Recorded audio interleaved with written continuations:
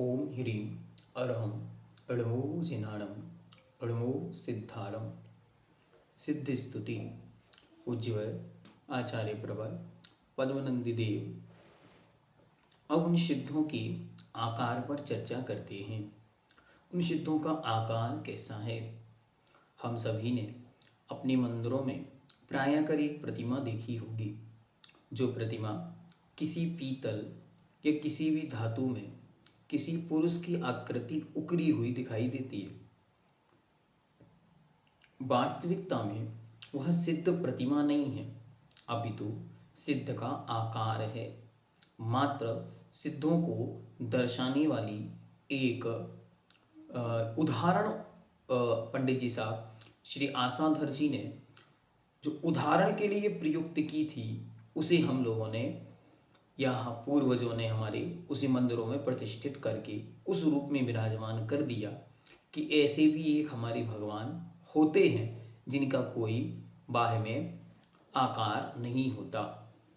लेकिन कालांतर में धीरे धीरे प्रचलन बढ़ा और जगह जगह वो प्रतिष्ठित होने लगी।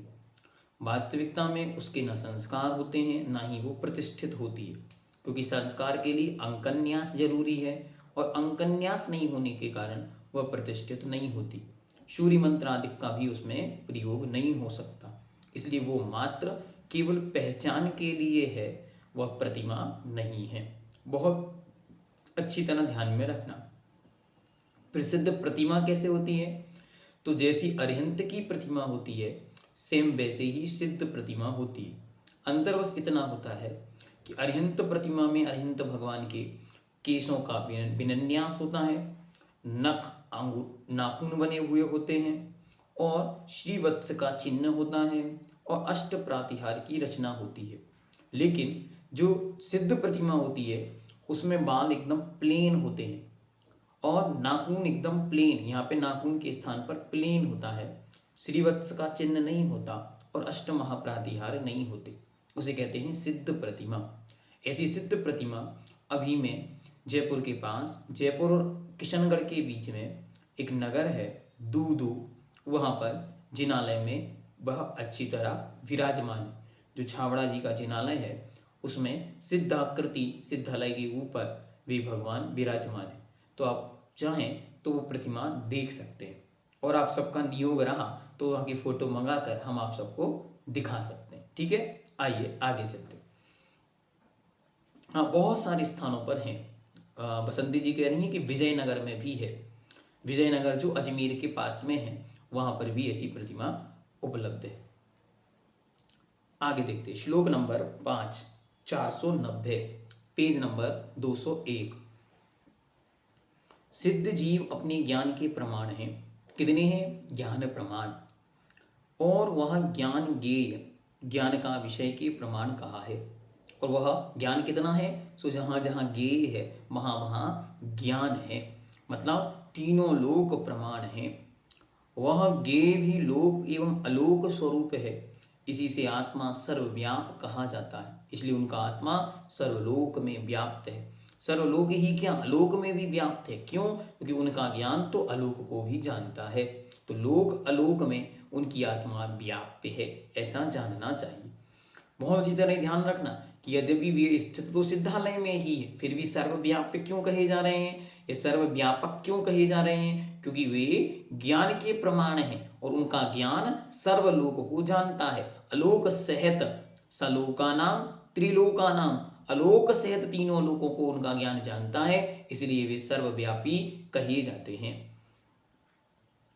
सांचे जिसमें ढालकर पात्र एवं आभूषण आदि बनाए जाते हैं, में से मोम के पृथक हो जाने पर उसके भीतरी जैसा शुद्ध आकाश शेष रहता है, ऐसे ही आकार को धारण करने वाला तथा पूर्व शरीर से कुछ हीन ऐसा वह सिद्ध परमेष्टि सदा आनंद का अनुभव करते हैं।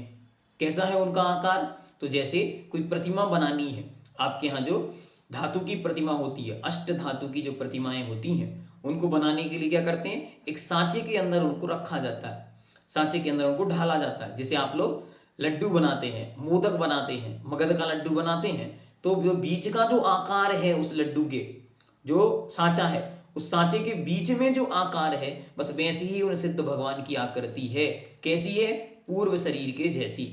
जैसा पूर्व शरीर था उस शरीर से कुछ कम उनकी आत्मा के प्रदेश उसी आकृति में स्थित हैं। जैसे किसी ने एक सांचे के अंदर वो धातु, रांगा, सोना, चांदी आदि भर देते हैं और जब वो प्रतिमा बाहर निकाल देते हैं तो अंदर का एरिया जो खाली खाली बचा है बस वैसे ही विशुद्ध भगवान खाली खाली जैसे वहां पर स्थित हैं। इसका विस्तार है, एक बार उसको भी देख लेते हैं। वस्तुतः तो वह पूर्व शरीर से कुछ न्यून रहकर अपने सीमित क्षेत्र में ही रहते हैं। पूर्व शरीर से कुछ न्यून क्यों हो गए? क्योंकि अब उनके जो यहाँ मुख से लेकर ईसोफेगस या अंदर नली गई है और नीचे स्टोमक, इस सारे एरिया में आत्मा के प्रदेश नहीं है, खाली खाली एरिया है। तो उतना उतना जो खाली खाली एरिया था वो उस समय भर जाता है, क्योंकि अब मात्र वहाँ आत्मा है और उस आत्मा को एक सॉलिड आकृति लेनी है। तो जहाँ जहाँ ये खाली एरिया है, मानो नाक के नथुनों के बीच में, कान के बीच में, इन सब एरियाओं में वो आत्म प्रदेश सेट हो जाने से कुछ कम प्रमाण हो जाता। जिसे द्रव्य संग्रहकार ने कहा किंचूना चरम देह दो, अर्थात अंतिम देह से कुछ न्यून अर्थात कुछ कम विशुद्ध भगवान होते हैं।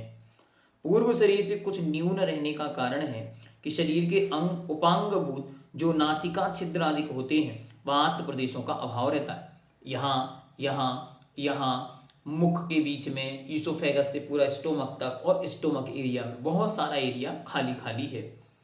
शरीर का संबंध छूटने पर अमूर्तिक सिद्धात्मा का आकार कैसा रहता है यह बतलाते हुए यहाँ यह उदाहरण दिया गया है कि जैसे मिट्टी आदि से निर्मित पुतले के भीतर मेन अर्थात मोम, वैक्स जिसे कहते हैं, ठीक है, वैक्स भर दिया गया हो, तत्पश्चात वह अग्नि का संयोग प्राप्त होने पर जिस प्रकार वह मोम के गल जाने पर वहाँ वह आकार में शुद्ध आकाश शेष रहता है, उसी प्रकार शरीर का संबंध छूट जाने पर उनके आकार शुद्ध आत्म प्रदेश शेष रह जाते हैं, बाकी सब छूट जाता है। तो एक अलौकिक, एक अद्भुत आकृति, इसीलिए उन्होंने लिख दिया कि वे तो मात्र ज्ञान शरीर प्रमाण हैं और अपने शरीर से किंचित न्यून हैं।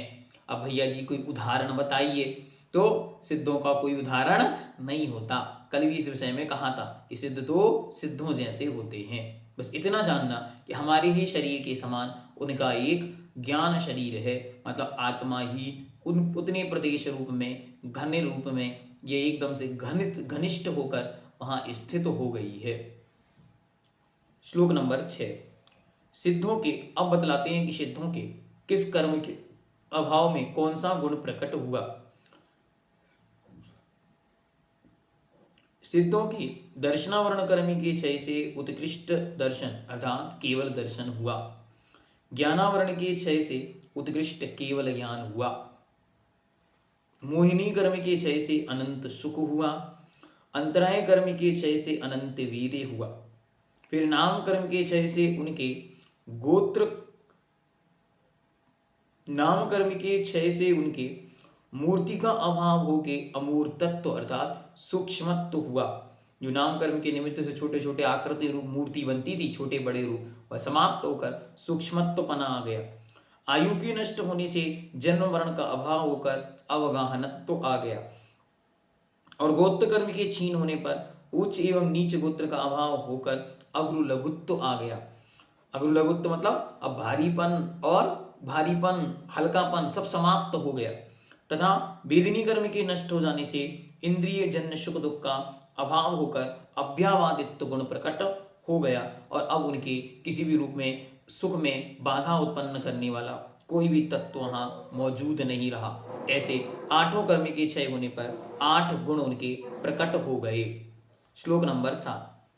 जिन कर्मों के निमित्त से निरंतर संसार में स्थित प्राणी सदा दुखों को प्राप्त हुआ करते हैं, विधिवत आत्मस्वरूप को न जानते हैं और न देखते हैं तथा अपने स्वाभाविक वीर सामर्थ्य का भी अनुभव नहीं करते, उन कर्मों को जिन सिद्धों ने महान योग अर्थात शुक्ल ध्यान के द्वारा नष्ट कर दिया है, वह सिद्ध भगवान अविनश्वर अनंत चतुष्टय रूप अमृत की नदी के अधिपति समुद्र नहीं हुए होंगे, अर्थात अवश्य हुए होंगे। कह रहे हैं कि देखो संसार में संसारी जीवों की स्थिति कर्मों के अधीन है। कर्म पर वसे शांते, वह अंत से सहत है, कर्म के अधीन है और दुख रंत ऋतोदय और दुखों से बाधित है। लेकिन सिद्धों के वे सारे विकल्प समाप्त हो गए, न कर्म की अधीनता है, न दुखों के द्वारा बाधित है, न अंत से सहत है। तो उनका सुख कितना होगा?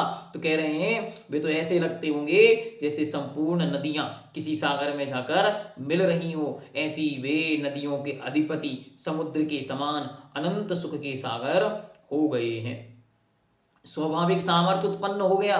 यहाँ तो जीवों को जो सुख का अनुभूति होनी है, आनंद होना है, वो सब कुछ वीर अंतराय कर्म के क्षयोपशम के अधीन है। वीर अंतराय कर्म का क्षयोपशम नहीं, सुख भोगने में आता नहीं। लेकिन उनके वीर अंतराय का क्षयपना प्राप्त हो गया। अब वीर जो क्षयोपशम पना था वो नष्ट हो गया, तो सामर्थ्य का कोई अंत नहीं, अनंत सामर्थ्य उनके अंदर प्रकट हो गया। जितना जितना जिसका सामर्थ्य उतना उतना उसका सुख, वरना सुख तो मिले लेकिन भोगने की शक्ति ही नहीं तो कैसे काम चलेगा? तो उनके पास भोगने की भी शक्ति प्रचंड रूप में महान सामर्थ्य के रूप में विद्यमान है। फिर 8 नंबर, संसार में जिस एक इंद्रिय जीव की बुद्धि कर्म के बहुत आवरण से सहित है, उसकी अपेक्षा 2 इंद्रिय अधिक जीव अधिक सुखी एवं ज्ञानवान है, कारण कि उसकी अपेक्षा कर्म का आवरण कम है। फिर भला जो जीव सिद्ध जीव समस्त कर्म रूपी घोर अंधकार के विस्तार से रहित हो चुके हैं, वे तीनों लोगों के अधिपति होकर उत्तम केवल ज्ञान और अनंत सुख से संपन्न कैसे ना होंगे? अर्थात अवश्य होंगे। वो क्रमशः उदाहरण दे रहे हैं उनके विषय में, तो कह रहे हैं कि देखो, एक इंद्रियों से ज्यादा सुखी 2 इंद्रिय, क्योंकि उनके पास और ज्ञान का क्षयोपशम है। फिर 3 इंद्रिय के पास और, 4 के पास और, 5 के पास और, असंगी के पास और संगी के पास उनसे भी विशिष्ट ज्ञान होता है, इसलिए विशिष्ट सुख और उसका अनुभवन होता है। तब सिद्धों के पास तो अनंत ज्ञान है, अनंत वीर है, तो उनके सुख का कैसा सामर्थ्य होता होगा? तो ज्ञान का और सुख का दोनों का आनंद उनके पास अलौकिक रूप में है, जो अन्य के पास पाया जाना संभव नहीं है। फिर श्लोक नंबर 9, जो मनुष्य किसी दूसरे मनुष्य के द्वारा क्रोध के वश होकर पैर से लेकर मस्तक तक चारों ओर दुखदायक दृढ़तर रस्सियों के द्वारा जकड़कर बांध लिया गया, वह उनसे किसी एक भी रस्सी से शिथिल होकर सुख का अनुभव किया करता है। देखो कितना सुंदर उदाहरण दे रहे हैं। तो फिर भला जो सिद्ध जीव बाह्य और अभ्यंतर दोनों ही बंधनों से रहित हो चुके हैं, क्या भी सदा सुखी ना होंगे? अर्थात अवश्य होंगे। कोई जीव अच्छी तरह रस्सियों से बांध दिया जाए तो एक भी रस्सी ढीली पड़ेगी तो उसे आनंद की अनुभूति होती है, उसे अच्छा लगता है, एक रिलैक्स फील होता है, एक सुख की अनुभूति आती है। और अब जब सोचो उन जीवों के संपूर्ण बाह्य और अंतरंग बंधन समाप्त हो गए, सदा सदा के लिए मुक्त हो गए, तो उनके आनंद का क्या? तो कह रहे हैं उनके आनंद का कोई पार नहीं पा सकता। कि रस्सी से बंधे हुए व्यक्ति की एक रस्सी भी ढीली पड़ जाए तो सुख का आनंद होता है। सिद्धों की तो अनंत जन्मों से बनी हुई अनंत कर्मों की जंजीरें संपूर्ण समाप्त हो गईं, तो उनके आनंद का कोई पार नहीं पा सकता। 10 नंबर, प्राणी के एक प्रदेश में घन स्वरूप स्थित कर्मों के प्रचुर परमाणुओं की गणना केवल सर्वज्ञ ही कर सकता है। फिर जब सर्व दिशाओं में तथा अर्थात सब ओर से इस प्राणी का आत्मतेज कर्मों से संबद्ध रुका हुआ है, तब उसे महान दुख क्यों ना होगा? एक एक आत्मा पर ऐसा कर्म परमाणु आकर चिपके हैं कि हमारे आपके ज्ञान का विषय नहीं, सर्वज्ञ के ज्ञान का विषय है। ऐसे अनंत अनंत कर्म परमाणु एक एक आत्मा पर आकर बस गए हैं, स्थित हो रहे हैं, जिसके कारण आत्मा की अनंत शक्तियां, अनंत चतुष्टय रूप महान गुण सब कुछ ढका हुआ है। अवश्य होगा। इसके विपरीत जो सिद्ध जीव सब ओर से उक्त कर्मों से रहित हो चुके हैं, उनके उत्कृष्ट सुख नहीं होगा, अर्थात अवश्य ही होगा। ये उनके सुख में तर्क दिए जा रहे हैं। श्लोक नंबर 11, जिन प्राणियों के कर्म के निमित्त से उत्पन्न हुई अनेक प्रकार की भूख प्यास आदि व्याधियां हुआ करती हैं, उनका इन व्याधियों की शांति के लिए अन्न जल औषध आदि लेना उचित है।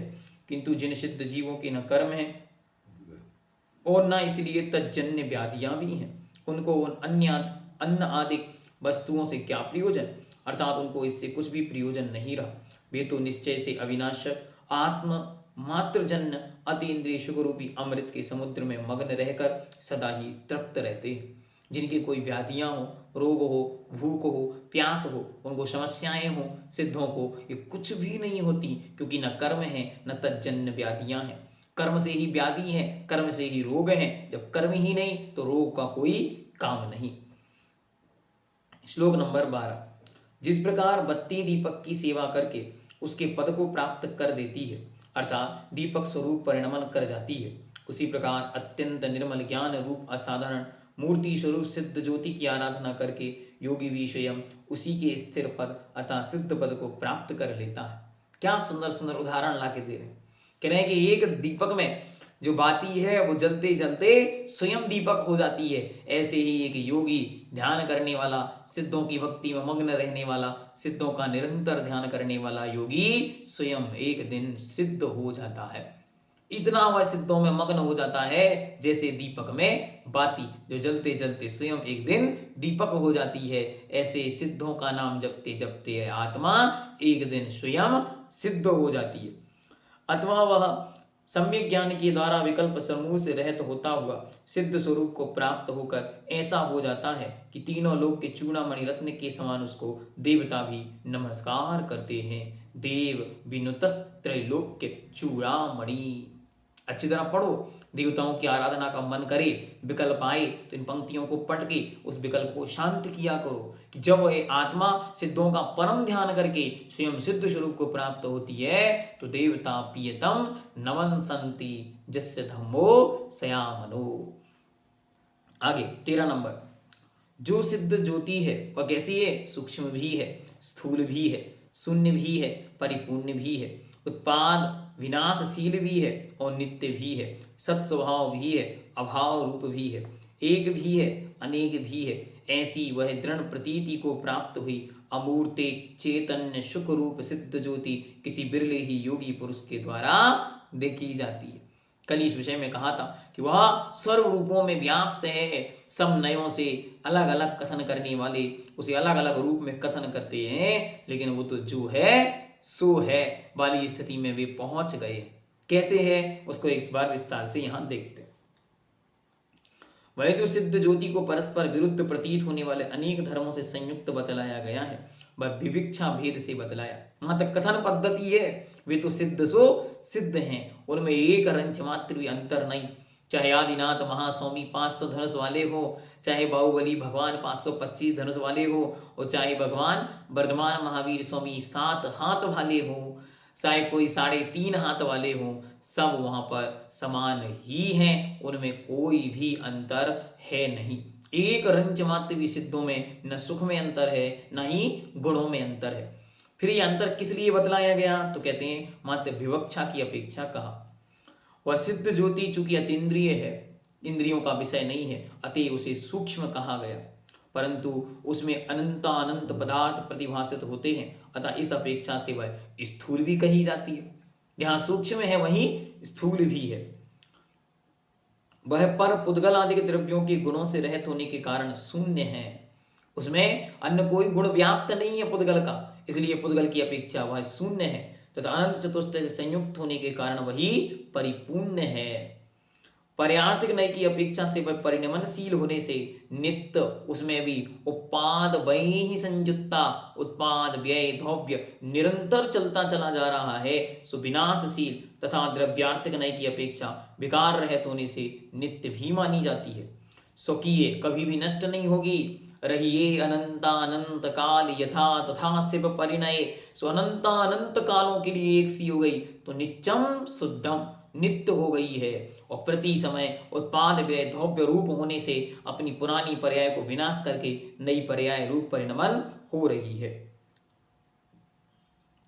सो कि ये द्रव्य क्षेत्र काल और भाव की अपेक्षा वह सद्भाव स्वरूप है, अपने द्रव्य क्षेत्र काल भाव में वह स्थित है, सो सद्भाव है, तथा पर द्रव्य क्षेत्र काल भाव की अपेक्षा से अभाव रूप है। भगवान महावीर के रूप में जो आत्मा यहाँ स्थित थी वो अभाव रूप में हो गई, लेकिन सिद्ध रूप में आज भी वह सद्भाव में व्याप्त है। वह अपने स्वरूप को छोड़कर अन्य स्वरूप न होने के कारण एक तथा अनेक पदार्थों के स्वरूप को प्रतिभाषित करने के कारण अनेक रूप भी है। ऐसी उस सिद्ध ज्योति का चिंतन सभी नहीं कर पाते, किंतु निर्मल ज्ञान की धारा कुछ विशेष योगी जन ही उसका चिंतन कर पाते हैं। अब आगे श्लोक नंबर 14। स्यात्, स्यात् मतलब कथनचित, किंचित किसी अपेक्षा से, कथनचित क्या होता? तो स्यात् शब्द रूप अमृत से गर्वित आगम अनेकांत सिद्धांत रूपी महासमुद्र में स्नान करने से जिसकी बुद्धि निर्मल हो गई है वही सिद्धात्मा के रहस्य को जान सकता है। कहते हैं इतनी सारी बातें हमने आपको बता दी, एक ही क्षण में सूक्ष्म है, स्थूल है, एक है, अनेक है, स्वभाव है, अभाव है, सद्भाव है, तो एक ही चीज को कैसे समझेंगे? तो कह रहे हैं अनेकांतात्मक दृष्टि से, स्यात् चिन्ह की अपेक्षा से, किसी अपेक्षा से वे स्वरूप हैं, ऐसा ज्ञान जिनको हो गया है वे ही इन सिद्धों के स्वरूप को समझ सकते हैं, अन्य के लिए यह विषयभूत नहीं है। इसीलिए उसी सुबुद्धि जीव के द्वारा जब तक अपने आप किया गया भेद अर्थात संसारी व मुक्त स्वरूप विद्यमान है तब तक वही सिद्ध स्वरूप साक्षात उपादेय अर्थात ग्रहण करने योग्य होता है। तत्पश्चात उपर्युक्त भेद बुद्धि के भ्रष्ट हो जाने पर केवल एक निर्विकल्पक शुद्ध आत्म तत्व ही प्रतिभासित होता है। भेद बुद्धि जब नष्ट हो जाती है उस समय वह उपादेय भाव भी नष्ट हो जाता है, अर्थात जब तक वह ज्ञान की बल से जानता है तब तक भेद दिखाई देता है, और जब उसी ध्यान में डूब जाता है, उन सिद्धों के गुणों में लीन हो जाता है, तब फिर उसे कोई भेद दिखाई नहीं देता, अर्थात अभेद बुद्धि वहां जागृत हो जाती है। 15 नंबर, निर्मल बुद्धि को धारण करने वाले तत्वज्ञ पुरुष की दृष्टि निरंतर शुद्ध आत्म स्वरूप में स्थित होकर एकमात्र शुद्ध आत्म पद अर्थात मोक्ष पद को करती है। कोई जीव बुद्धि से दृढ़ होकर उसी में लीन हो जाता है तो एक ही चीज को वह प्राप्त करता है, किंतु अज्ञानी पुरुष की दृष्टि अशुद्ध आत्मस्वरूप या पर पदार्थों में स्थित होकर संसार को बढ़ाती है।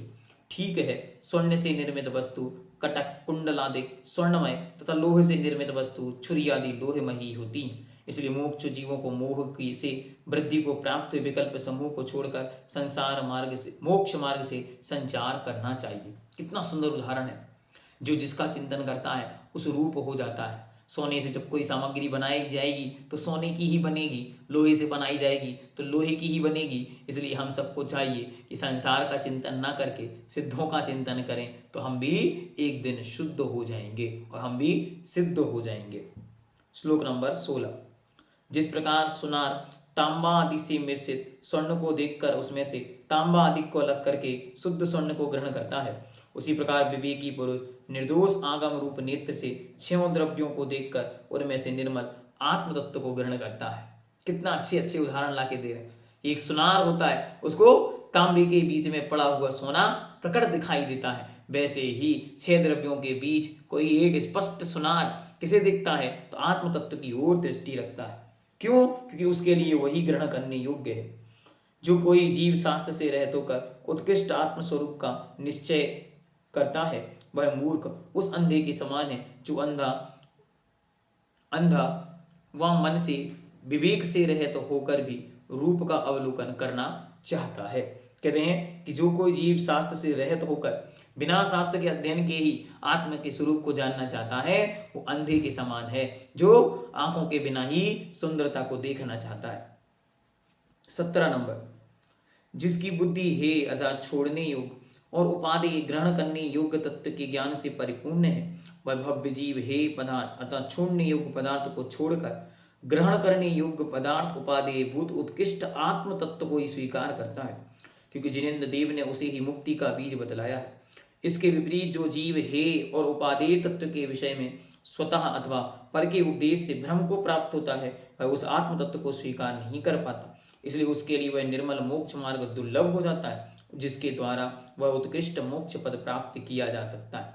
जो छोड़ने योग्य है यही हमारा कर्तव्य है कि किम कर्तव्यम किम अकर्तव्यम, क्या करने योग्य है क्या नहीं करने योग्य है, क्या ग्रहण करने योग्य है क्या छोड़ने योग्य है, इसका निर्णय सर्वप्रथम करना अनिवार्य है।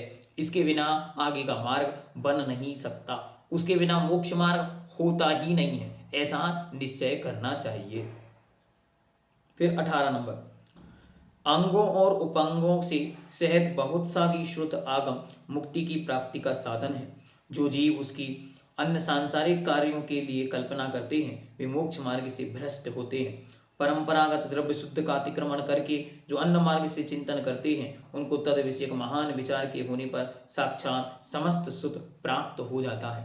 अच्छी तरह इस पंक्ति को याद रखना है कि वे कह रहे हैं जितना कुछ भी शुद्ध है, आगम है, जो कुछ भी आज तक कहा गया है वही उत्कृष्टता से आचरण के योग्य है, और उससे भी कोई जीव आगे बढ़ जाता है तो वह साक्षात मुक्ति को प्राप्त कर लेता है, अर्थात केवल ज्ञान को प्राप्त हो जाता है।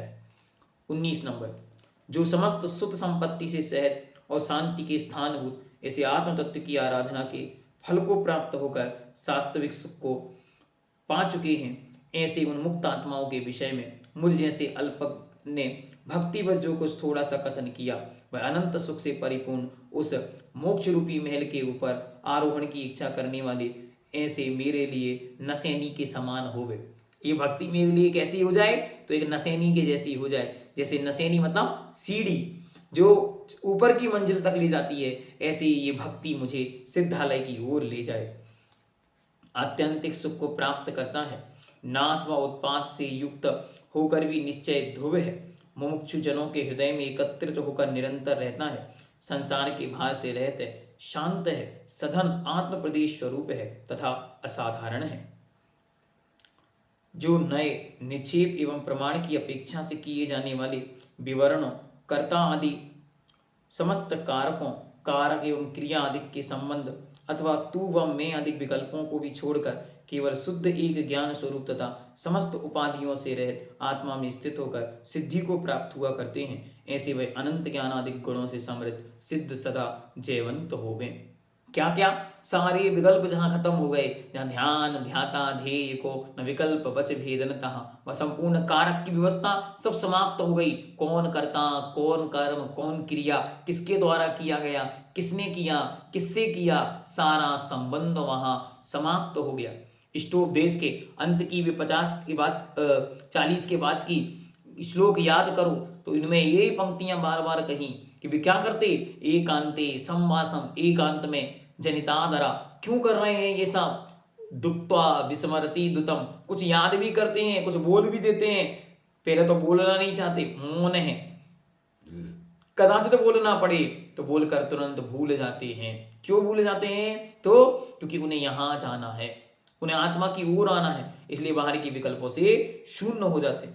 तो कह रहे हैं जो निक्षेप क्या है, कथन पद्धति में लोक व्यवहार है, नाम, स्थापना, द्रव्य, भाव आदि के रूप में, नए किसी वस्तु के एक अंश का कथन, प्रमाण वस्तु के पूर्ण रूप का कथन, इन सब विवरणों से जो रहित हो गए, कर्ता, करने वाला आदि के जो कारक हैं उनसे सबसे विकल्पों से शून्य हो गए, मैं और तुम इनके विकल्पों से वे शून्य हो गए, ऐसे आत्मा ही सिद्ध आत्मा है।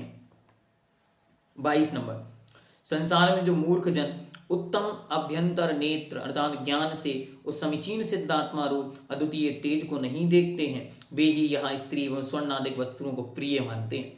जिनको सिद्ध आत्मा नहीं दिख रही है, जो शुद्ध स्वरूप को नहीं जानते हैं, उनको ही संसार की ये विचित्र आत्माएं देखने में आनंद मना रहा है, किंतु जिनका हृदय उस सिद्ध आत्म रूप रस से परिपूर्ण हो चुके हैं, उनके लिए समस्त साम्राज्य चक्रवर्तित्व तृण के समान तुच्छ प्रतीत होता है, शरीर दूसरे का साथ शत्रु सा प्रतिभाषित होता है तथा रोग भोग के समान जान पड़ते हैं। और भोग कैसे लगते हैं, रोगों के समान लगते हैं। शरीर कैसा लगता है, जड़ के समान लगता है, पर के समान लगता है, और संपूर्ण चक्रवर्ती की संपदा भी तुच्छ लगती है, क्योंकि उन्हें सिद्धों का अनंत सुख दिखाई दे जाता है। कबीर कैसे दे रहा है, मात्र ज्ञान के बल पर। कौन सा ज्ञान, श्रुत ज्ञान के बल पर।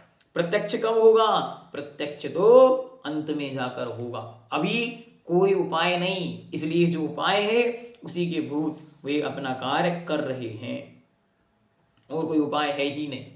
23 नंबर, जो भव्य जीव भक्ति पूर्वक सिद्धों का नाम का मात्र का भी स्मरण करते हैं, वे संसार में निश्चय से वंदनीय हैं। सुनो, जो सिद्धों के नाम का उच्चारण भी करते हैं वे वंदनीय हैं, वे ही गुणवान हैं, वे ही प्रशंसा के योग्य हैं। फिर जो साधुजन दुर्गम स्थान अर्थात पर्वत की गुफाओं मध्य में स्थित होकर तथा नासिका के अग्रभाग पर यहाँ नासा दृष्टि से स्थित होकर अपने नेत्रों को स्थिर कर प्रसन्न मन से उन सिद्धों का ध्यान करते हैं, उनके विषय में हम क्या कहें, अर्थात वे तो अतिशय गुणवान और वंदनीय है ही।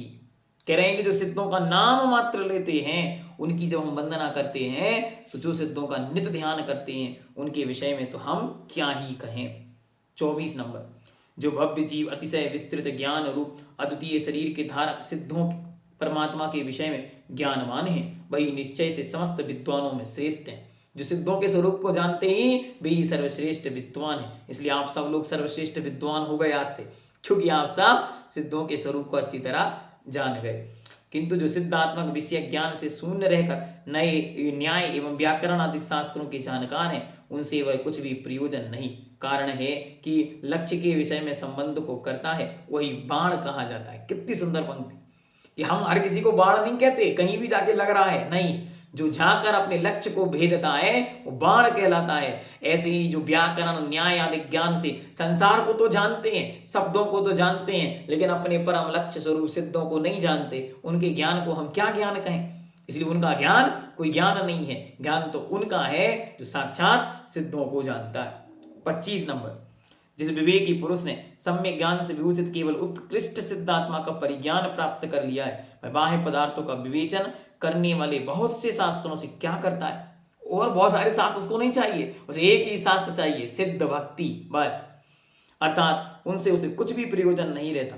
ठीक है, जिसके हाथ में किरणों के उदय से संयुक्त उज्ज्वल शरीर वाला सूर्य स्थित हो, वह क्या अंधकार नष्ट करने वाले रत्न के दीपक आदि को खोजता है? अर्थात नहीं खोजता।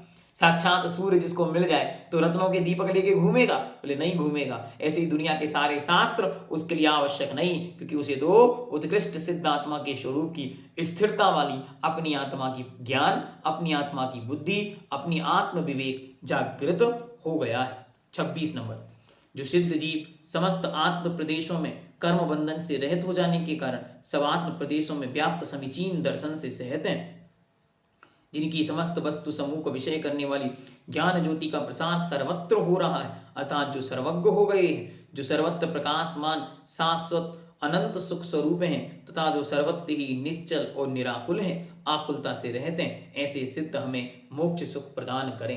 वे आनंद चतुष्टय रूप महावैभव के स्वामी हो गए हैं।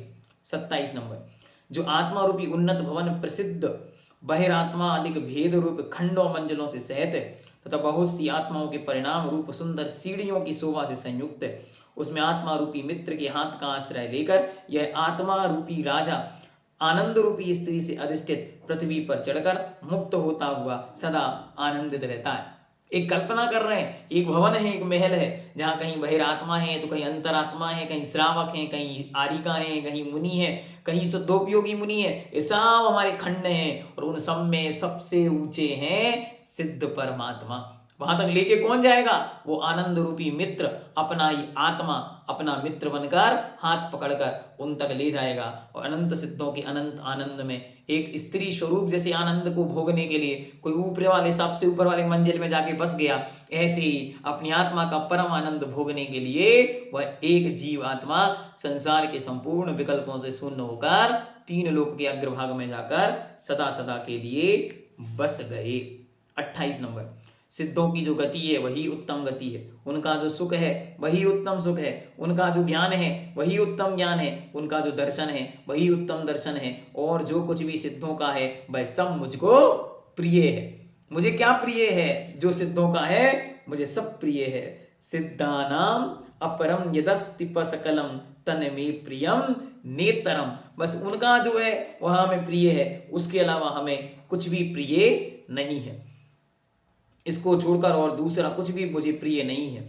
इस प्रकार विचार करते हुए मैंने भयानक संसार को छोड़कर और उन सिद्धों के उत्कृष्ट स्वरूप की प्राप्ति में मन लगाकर अपने चित्त को निरंतर उन सिद्धों की ही दृढ़ता पूर्वक धारण किया है। अर्थात मैंने अपने मन को दृढ़ कर लिया है कि अब तुम्हें सिद्ध ही बनना है। और अंत में कहते हैं कि ते सिद्धा परमेष्टिनो न विषया